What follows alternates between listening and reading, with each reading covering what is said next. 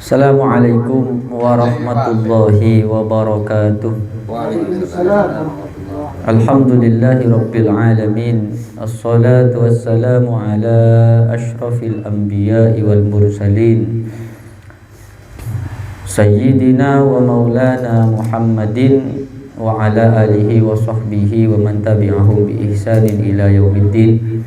Wala haula wala quwwata illa billahil aliyyil azim. Wa qala rabbi shrah li sadri wa yassir li amri wahlul 'uqdatan min lisani yafqahu qawli, amma ba'du. Hadaratul muhtaramin al-a'izza, yang saya muliakan, yang saya hormati, yang saya banggakan segenap para hadirin, para jemaah majelis sholawat dan zikir gerak batin Maqaid Seket dan Rotibul Haddad, alumni, wali santri serta simpatisan Pondok Pesantren Salafiyah Syafi'iyah Sukorejo Situbondo. Wabil khusus kepada Sohibul Hajah, Sohibul Bait Al-Ustadz Abdul Aziz beserta keluarga besarnya, mudah-mudahan senantiasa tercurahkan dan terlimpahkan rahmat Allah serta syafaat baginda Rasulullah Muhammad sallallahu alaihi wasallam, amin ya rabbal alamin. Wal maqalatul ashiratu, adapun ini adalah maqalah yang ke-10. Qala Rasulullah sallallahu alaihi wasallam, bersabda siapa Rasulullah sallallahu alaihi wasallam, al-afiyatu ala asharati aujuhin. Al-afiyatu, adapun keselamatan, afiyah. Afiat itu maknanya macam-macam ya, sehat, ya selamat, sempurna, itu afiat. Afiat. Amin. Al-afiyatu, adapun afiat ala asyarati aujuhin, ialah atas 10 beberapa macam. Selamat ini ada 10 macam katanya. Khamsatun fid dunya, 5 fid dunya di dunia, wa khamsatun dan 5 fil akhirati di akhirat. Ada 10 macam keselamatan yang Allah subhanahu wa ta'ala berikan kepada seluruh hambanya yang beriman kepada Allah. 5 keselamatan bisa diraih di dunia, dan 5 keselamatan berikutnya akan diraih di akhirat. Makanya kita memiliki doa yang sangat ampuh yang diajarkan oleh baginda Nabi Muhammad sallallahu alaihi wasallam. Doa itu yang kita kenal dengan doa selamat. Doa selamat. Jarang sekali orang kemudian meminta-minta atau menginginkan sesuatu, doanya ya minta rezeki, doa rizki terkenalnya tidak. Atau minta tambah rabi, doa tambah rabi, ya tidak. Atau doa minta ilmu, ya doa ilmu, ya tidak. Kalau ditanya orang, yang paling masyhur di antara segala doa ya doa selamat. Doa selamat. Karena yang paling kita inginkan ketika kita hidup di dunia ataupun ketika setelah kita sudah meninggal dunia, kita selamat. Untuk apalah artinya kekayaan kalau ternyata kekayaan itu menjadi cobaan dan ujian bagi kita. Kita minta kaya yang dulunya kita miskin, tidak punya apa-apa. Kita minta suki, kita minta limpah ruahan harta yang dulunya kita bukan apa-apa dan bukan siapa. Tetapi ketika ditotak oleh Allah subhanahu wa ta'ala, diberikan rizki yang sangat banyak dan melimpah ruah kepada kita, namun ternyata justru rizki yang kita minta itu menjadi penyebab ketidakselamatan keluarga kita, ketidakselamatan anak cucu kita, ketidakselamatan diri kita, baik di dunia, agamanya kita, sampai di akhirat. Maka yang paling utama kalau kita minta sesuatu kepada Allah subhanahu wa ta'ala adalah minta selamat. Kanjeng Nabi mengajarkan, Allahumma sholli salamatan fid din wa afiatan fil jasadi wa ziyadatan fil ilmi wa barakatan fil rizki wa taubatan qoblal maut wa rahmatan indal maut wa maghfiratan ba'dal maut. Allahumma hawwin alaina sakaratil mauti wan najata minan nari wal afwa indal hisab. Au kama qol, ya. Ini hadis Nabi atau bukan? Hadis Nabi atau bukan? Pokoknya dua lah.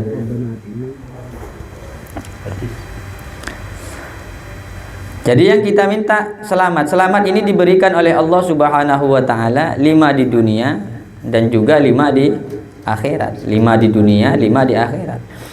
Fa ammal lati fid dunya, maka adapun keselamatan fid dunya yang diberikan oleh Allah Subhanahu wa taala fid dunya, di dalam dunia, fahiyal ilmu, maka ialah yang pertama al ilmu adalah ilmu. Fahiya, maka adapun allati fid dunya, al ilmu adalah ilmu.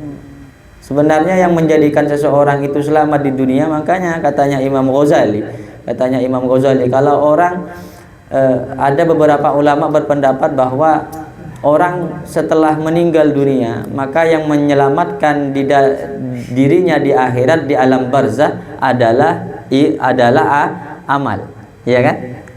Adalah amal. Seseorang akan selamat di alam barzahnya, yang menyelamatkannya adalah amal perbuatannya, amal soleh yang pernah dia lakukan ketika hidup di dunia, itu yang menjadi penyelamat dirinya di alam barzah. Ada ulama yang kemudian menambahkan, yakni Imam Ghazali, 2 yang menjadi penyelamat ketika orang di dunia dan bahkan sudah meninggal di dunia. Apa yang 2 itu?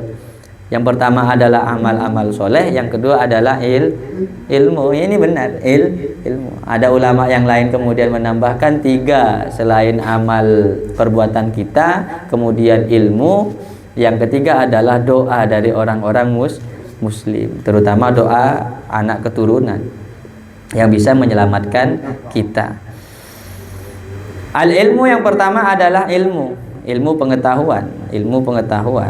Maka orang yang punya ilmu ini, jika ilmunya betul-betul diamalkan, maka menjadi ilmu yang menyelamatkan terhadap dirinya hidup di dunia dan hidup di akhirat.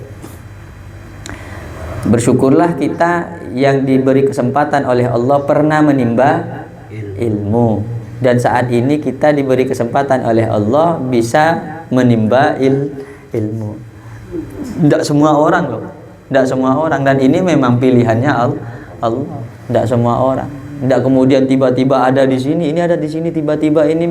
Tidak begitu. Ya memang kesukaannya Allah menuntun diri kita untuk dihadirkan di majelis taklim. Ini takdirnya Allah, ini luar biasa. Maka ada satu hadis yang mengatakan bahwa semua yang ada di dunia ini dilaknat oleh Allah Subhanahu wa taala. Kan salah satunya kecuali adalah orang yang belajar dan orang yang mengajar. Artinya orang yang mencari ilmu. Luar biasa. Saya pernah mentuk, ya alhamdulillah pernah ditakdirkan bersama bergelut dengan ilmunya Allah. Wal ibadatu, dan yang kedua yang menjadi keselamatan kita di dunia, al ibadatu adalah ibadah. Ini maka pas sekali katanya Imam Ghazali kemarin di pengajian saya sudah sampaikan, cuma 2 yang saya sampaikan itu. 2-nya lupa. Iya. 2-nya. Ya, saya tuntaskan saat ini. Jadi katanya Imam Ghazali itu, orang yang cerdas adalah orang yang mampu mengatur waktu-waktunya selama 24 jam itu dengan 4 konsep. Mampu mengatur waktu-waktunya selama 24 jam itu dengan 4 aturan. Yang pertama adalah mengatur hubungan kita dengan Allah Subhanahu wa taala. Karena 1 hari 1 malam ini banyaknya 24 jam. 24 jam yang perlu kita gunakan secara optimal. Kita gunakan apa 24 jam itu? Apakah kita gunakan ngopi terus? Mulai jaga dedung ngopi. Kalau beluk lo ngopi kan? Deki sampai duhur ngopi. Kalau tu ngopi boleh. Sampai kolemak ngopi. Mari kolemak deki ngopi boleh sampai pukul 12 malam. Bila perlu 26 jam ditambah waktu 2 jam untuk kita ngopi. Apakah demikian? Kan ternyata tidak. Atau kita gunakan akujuk terus, kita gurau terus selama 24 jam. Ini mau sekejap akujuk malu. Ternyata tidak. Tebuni Imam Ghazali, orang yang cerdas adalah orang yang mampu mengatur waktu-waktunya dengan 4 aturan. Yang pertama, mengatur hubungan kita terhadap Allah Subhanahu wa taala. Sekurang-kurang dan setidak-tidaknya kita mampu melaksanakan kewajiban kita sebagai seorang hamba, melaksanakan sholat 5 waktu. Berarti boleh ngopi Ustaz? Boleh, tapi cek kelopai apa jeng.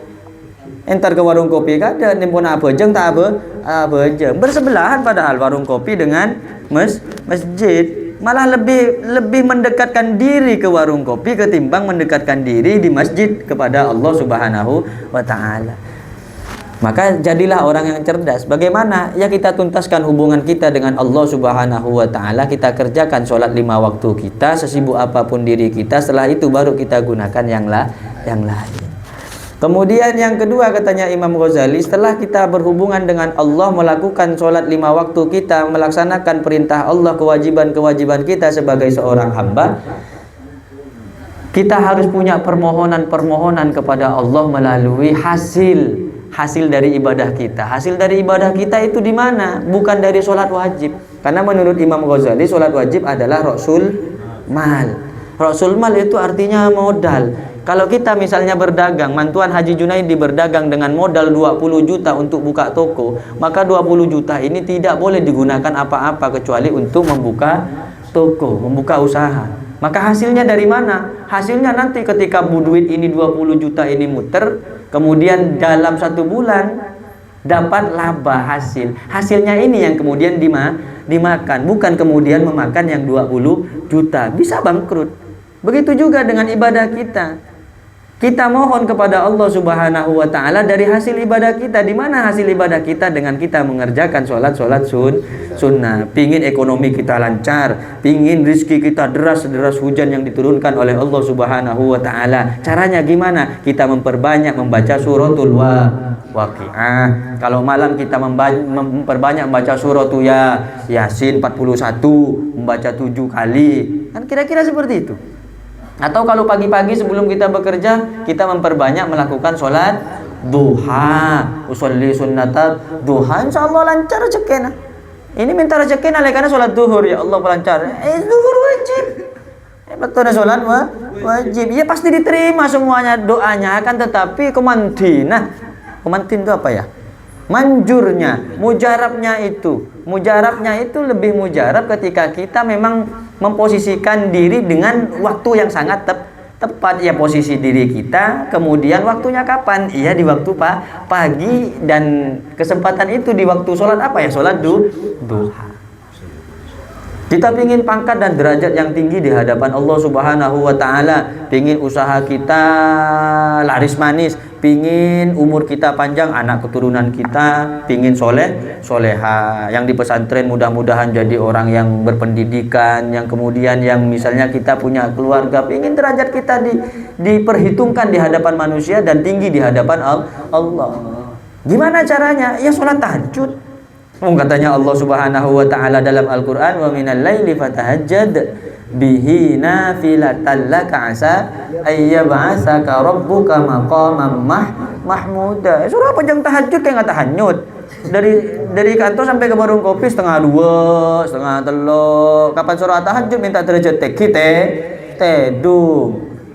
Kapan kancana derajat teki iri lene ke setan melo nyon ke pangeran, tapi kening soon, semuanya kening pentas, semuanya bisa kita minta kepada Allah Subhanahu wa taala, terutama dengan permohonan kita. Jangan lupa kita minta apa tadi? Selamat. Minta selamat, minta derajat ke Allah. Ya Allah, minta derajat saya teki kan derajat saya selamat. Ya Allah, abdina minta rezeki saya banyak, yang rezeki saya selamat. Beri rezeki bi Allah, beri pangkat bi Allah. Lambat mulai miskin, tak tahu mana tengka kapan resoki. Si abini apa? Le akhirnya bini kan ngeluh. Nyamanan ken miskin. Bagusan kita miskin ya bang, seperti dulu bang kita bisa kemana-mana berjalan berdua bergoncengan. Minta ke Allah, ya Allah miskinkan, tak bisa, cerai akhirnya. Engki. Dan makanya nih kayak kau tuh ngatur nih, suruh atur nih kak. Kemudian waktu saya kapeng telok, tebuna Imam Ghazali, waktu yang nomor 3 adalah kita atur hubungan kita dengan masyarakat. Perlu cekun awirit melolo. Payentari yonceng ning roman assalamualaikum, beda abane cong aba awirit. Yentare boleh bila mare deki, yentare boleh kema abane cong aba awirit. Awirit melolo tangkene depak gomor tak ngiding bertelekah. Tetangkene sakit tak tahu lekah. Kanjeng Nabi tasyiul janaiz. mengiringi jenazah, wa iyadatul marid, dan Kanjeng Nabi menjenguk orang sakit. Iya pun keng sempat tempona abe pun pada beres pun sakit aja paksa karena beri gula mare maksa, ternyata kapan paksa tumbang timbi impus kita mare paksa bi abe buka aladina orang sedepak umur kan, akhirnya abe pun tumbang timbi. Lainnya kalau tuh diatur. Apa sebab? Karena dengan kita membantu kepada orang lain, misalnya tabassumuka ila wajhi akhika shadaqah, hubungan sosial kita dengan sesama manusia, hablum minan nas, hablum minallahnya sudah melalui kewajiban kita kepada Allah, sholat wajib dan sholat sunnah kita atur hablum minan nasnya kita. Atau mau orang, assalamualaikum, kan sunnah kan, tersenyum masuk ke rumah orang, beres bang, alhamdulillah, masya Allah, tersenyum ini luar biasa. Nah, hubungannya baik dengan orang lain. Akhirnya yang melihat wajah kita tersenyum pun hatinya ikut bahagia. Ketika kita membahagiakan hati orang lain, ini pahalanya besar. Idkhalus surur ala qalbil mu'min huwa ajrun azim.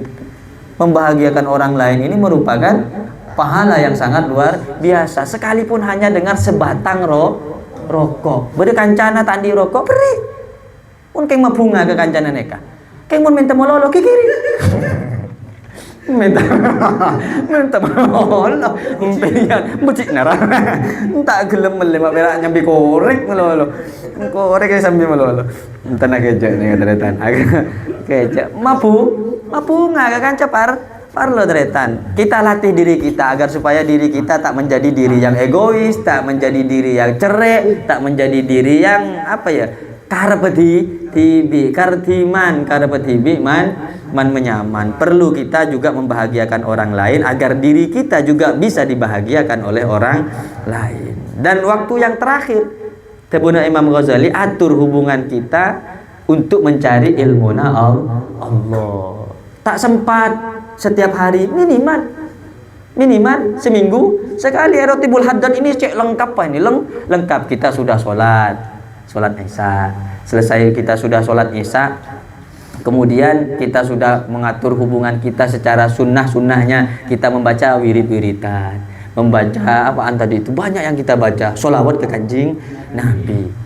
Cek komplitnya ini, sangat komplit. Kemudian silaturahmi hubungan sesama manusia ada di sini, saling bahagia. Ada teman yang salah baca kita ketawa, kan bahagia itu. Itu kan salah baca kita bunga. Astagfirullahaladzim. Cak Faisal lah gelak je ni kok. Tobik kok. Ya Allah, ini kan itu khalus surur, membahagiakan orang lain yang tidak kita sadari. Yang terakhir ada pengajiannya ini racikan yang sangat luar biasa. Artinya dalam satu waktu, dalam sekali duduk seluruhnya komplit bisa kita raih dalam satu waktu. Bila ngambek apa misal sebulan sekali sempat tak? Insyaallah tak sempat. Makanya tabuna Kanjeng Nabi kun aliman au muta'alliman au mustami'an au muhibban fala takun khamisan fatahlak. Tabuna Kanjeng Nabi begitu. Manusia dituntut oleh Allah Subhanahu wa taala, semuanya dituntut oleh Kanjeng Nabi, semuanya laki atau bini suruh tetin apa? Disuruh menjadi orang yang berilmu. Kul aliman. Jadilah engkau orang yang berilmu. Gimana caranya menjadi orang yang berilmu? Harus belajar. Belajar kita pagi tak sempat, kita ngojek, kita ngojol, kita maksim, apalagi maksimnya jauh ke hutan-hutan. Bila kita belajar. Iya kan, sampai ke sungai-sungai. Bagus kita bawa mancing. Aku ingin ikut tadi itu. Ini nyaman mancing gabus nih. Ya Allah. Bila kita belajar kan tak sempat kita. Udah kita tak sempat belajar, kita tak sempat jadi orang alim au muta'alliman, atau orang yang muta'allim lah, mengajar, belajar, muallim mengajar, muta'allim belajar. Ini kita jadi orang yang belajar. Tidak sempat jadi orang alim, ya kita jadi orang yang belajar untuk menjadi orang alim. Ya seperti saat inilah. Tidak sempat lagi misalnya au mustami'an, kita dengarkan ilmu-ilmunya Allah yang disampaikan oleh para ustadz, oleh para habaib, oleh para kiai. Kita dengarkan tebu-tebu sesai, tebu-tebuna Rasulullah, tebu-tebuna Gusti Allah melalui orang-orangnya Allah, melalui kebula-kebulana Allah, kiai-kiai, melalui habaib. Kita dengarkan tebu-tebu sesai. Ini memang perintahnya Kanjeng Nabi. Au mustami'an, au muhibban, terakhir. Tetireng alim tak bisa. Belajar tak sempat, alakoh. Kemudian Mendengarkan pun sulit kita, karena yang setiap hari kita dengarkan omelan istri kita tiap hari. Oh malah dia ya terus ceramah kan, mulai tiap pagi. Ya, dia mulai dia terus. Akhirnya kita ini rindu sampai dengan ceramahnya Pak Ustadz, ceramahnya Kiai, ceramahnya Habib, ya kan, malah ceramahnya bini itu kalau kita dengarkan. Akhirnya pusing nggak kan? Tak sempat. Yang terakhir, au muhibban, setidak-tidaknya menaruh rasa cinta dengan para ulama, orang-orangnya Allah, dengan para orang-orang alim, orang-orang soleh. Dan kita niatkan biar kita tidak rugi nih. Kita niatkan gimana? Ketika menaruh cinta dengan beliau-beliau semua, kita minta kepada Allah mudah-mudahan dzurriyyah kita sama seperti beliau. Begitu Tretan. Ini kalau saya cerita ini ceramah lama jadinya nih. Ini tak ada amplopnya nih sekarang ya. Ayo Bang. Izin gratis ya kan? Iya Bang. Sekali ya aku Bang. Mana. Jadi biar tak rugi Pak, benaran biar tak rugi. Karena kalau saya teliti dan saya amati dari beberapa kisah dan cerita-cerita ulama-ulama besar, ternyata abah-abahnya semua juga begitu. Ketika beliau ngaji, mendengarkan tausiah, mendengarkan mau'izah, berdekatan dengan para ulama dan orang-orang soleh, niatnya seperti itu. Niatnya, ya Allah mudah-mudahan anak saya nurun beliau. Karena kecintaan. Kalau sudah mencintai ulama, insya Allah dari dzurriyyahnya yang mencintai ini, insya Allah akan dimunculkan. Muntak kena ke anaan, fakana hafiduhu aliman. Tepat kah? Cucunya, muntak ke cucunya cicit, bukan bersih metel.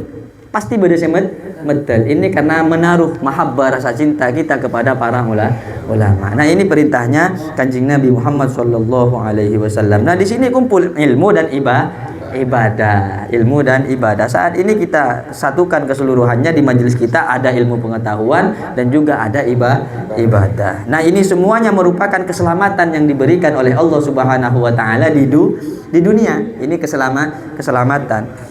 Coba mun tak selamat nih kah? Coba. Cek sakengan, naudzubillah. Pas mati mangken. Kira-kira husnul khotimah apa benten? Bisa jawab.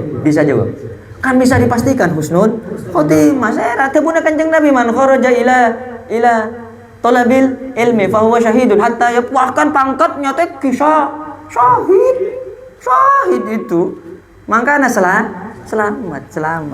Leman tere abah neka tetio orang saya makita ahlil ilmi, orang saya seneng ka ilmu karena saya bisa selamat etunya ban akhirat ilmu. Sekapeng dua ibadah wal ibadatu dan ibadah.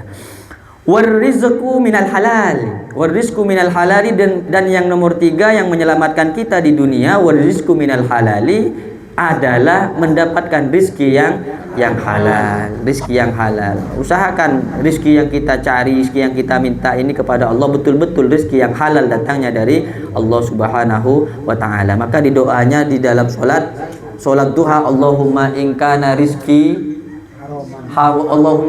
haraman fatahhirhu. Ya Allah mun saking ngatang rezeki nikah haram so Allah, ya Allah nyoon socehake. Ya Allah kalau andaikan rezeki saya ini rezeki yang halal ya, rezeki yang haram ya Allah, tolong sucikan. Itu artinya bukan kemudian barang haram menjadi suci, bukan. Itu artinya adalah kita dihindari dari rezeki yang haram. Kita sudah mohon kepada Allah. Andaikan betul-betul di depan kita ini ada rezeki tapi rezekinya haram, itu tak penyeling matanya kita ya Allah. Betul. Tak penengelang, tak nenggal segala keng nyumbut. Ya Allah Bang Udin, tak nengal keng nyambut aku astagfirullah. Enten. Kalau mongkor kita. Ya, karena betul-betul kita minta kepada Allah rezeki kita rezeki yang halal. Yang perlu kita ingat Tretan, dari rezeki yang halal kita jangan egois. Artinya jangan egois, kita ini punya keluarga, andi bini, andi anak, andi kompoi. Mun sampean itu tak bisa nah pakun rezekina berkutat dengan rezeki seharam. Ya kan tibi nah. Cek sampai ngalir kan. Nak foto, anak bodoh ning pesantren, akhir anak betul nakal naudzubillah. Kapan nakal saya salah ya siapa? Kiai na guruna bontek gelu Tretan. Karena rezeki ni kepengaruh kan nak foto. Dari masa nerima ilmu na Allah jaringan futuhat ini keterbukaan ilmu, keterbukaan dada, keterbukaan sanubari semuanya ditutup oleh Allah. Makanya kita usahakan cari rezeki yang halal. Allah terjekena setuju kempang ban halal amin. Allah mudah rezeki halal bagi ki. Hadbil Quran leno halal gak sah. Oncong gulat. Allah. Minal halali wa rizqu minal halali, dan keselamatan di dunia diantaranya adalah rizki minal halali dari barang yang halal, fil mata'imi di dalam makanan-makanan, wal malabisi dan pakaian-pakaian. Wasabru ala syiddati, dan keselamatan di dunia adalah yang keempat, as-sabru ala syiddati, sabar ketika mendapat musibah. Sabar ketika mendapat musibah. Sabar neka melarat tretan, sabar ini hanya bisa diucapkan, untuk diaplikasikan melarat sabar ini, sabar. Terutama yang ngomong ini, saya ini paling tidak sabarnya orang dan tergesa-gesa, tak bisa. Melarat, melatih kesabaran ini ya Allah. Emosi tak seimbang. Paling tempona sakit boy, emosi itu. Tempona sakit. Apa boleh beres? Sakit emosi. Ya Allah, astagfirullah. Minta kesabaran.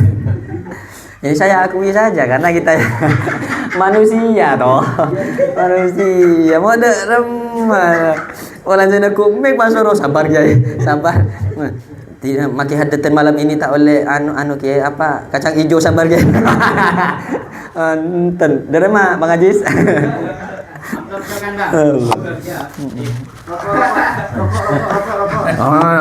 Rokok. Ada bang. Bilahin dah bang, tahu sah bang. Iya malam lakin tak apa malam lakin bang. Entar bang kerja bang, pon bang ngaji bang, tak libur enggak bang. Su'ila Al-Junaidu ditanya Al-Junaidu, siapa paman Haji Junaid? Ditanya.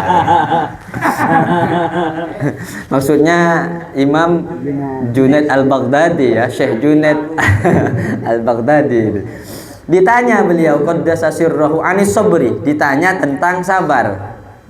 Beliau ditanya tentang sabar. Faqala, kemudian menjawab siapa Syekh Junaid Al-Baghdadi, sabar adalah tajarru'ul mirarati min ghairi ta'bisin. Sabar adalah menelan kepahitan, menelan obat yang pahit, min ghairi ta'bisin, tanpa mengerutkan dahi. Nah, menelan pil pahit. Pokoknya kan enom tidak ada apa namanya? Reaksi dari raut wajah yang berubah, ini namanya sabar. Kalau kita minum obat nggak ada reaksi apa-apa dari wajah kita. Nah seperti itu kira-kira sabar itu seperti itu. Misalnya ya kening penyakit, ya apa ada reaksi apa lah. Mungkin sabar, ya wah, benih sabar jadi ya. Melu aja kayak sakeng nyebut Allah itu kan, sakeng belis. Ya wah, dia matang bini, jaringan. Kok sakit lah, kan? Ya Allah, ini tak sabar. Susah ya, sabar ini susah sekali. Wa qala Ali bin Abi Thalib, berkata siapa Imam Ali bin Abi Thalib karramallahu wajhah, beliau mengatakan as-sabru minal imani. As-sabru adapun sabar minal imani ialah bagian dari iman. Sabar ini bagian dari iman. Bimanzilatir ra'si minal jasadi, dengan posisinya kepala sama seperti posisinya kepala minal jasadi dari tubuh. Jadi sabar ini bagian dari iman. Sabar ini bagian dari iman yang menempati posisinya sama seperti posisinya kepala dari tubuh. Kira-kira tubuh ini bisa hidup tanpa kepala? Tidak bisa. Begitu juga iman. Iman ini akan terombang-ambing dan goyang kalau orang tadi tidak sabaran. Misalnya contoh kecil, di antara menanamkan keimanan kita kepada Allah Subhanahu wa taala, karena cabangnya iman ini banyak. Wa adna, paling rendahnya iman itu katanya dengan mengambil keburukan yang ada di jalan, misalnya buang duri, buang paku. Itu wa adna, paling rendahnya iman. Sementara paling tingginya adalah la ilaha illallah, itu la ilaha illallah. Nah, misalnya kemudian kita zikir dengan setinggi-tingginya la ilaha illallah, ini kan paling tingginya iman, yang tak diiringi dengan rasa sabar. Kira-kira pengaruh zikirnya kita kepada Allah Subhanahu wa taala Kira-kira pengaruh zikirnya kita kepada diri kita sendiri? Kan tidak pengaruh. La ilaha illallah. Apa jangan orang kan? Zikir yang tidak dididik dengan rasa sabar. Ini padahal keimanan. Maka kesabaran ini merupakan bagian dari iman di manzilatir ra'si minal jasadi, yang posisinya sama seperti posisinya kepala minal jasadi dari tubuh, yang tubuh ini tidak akan pernah bisa berfungsi dengan baik kalau tidak dipimpin oleh kepala. Tidak akan pernah hidup tubuh ini dengan kehidupan yang sempurna kecuali dengan adanya kepala. Jadi iman itu bisa diarahkan dengan kepala. Kepalanya adalah sabar. Jadi malam ini tidak dikasih apa-apa, sabar. Wa syukru 'ala nikmati wallahu a'lam bissawab. Fatihah.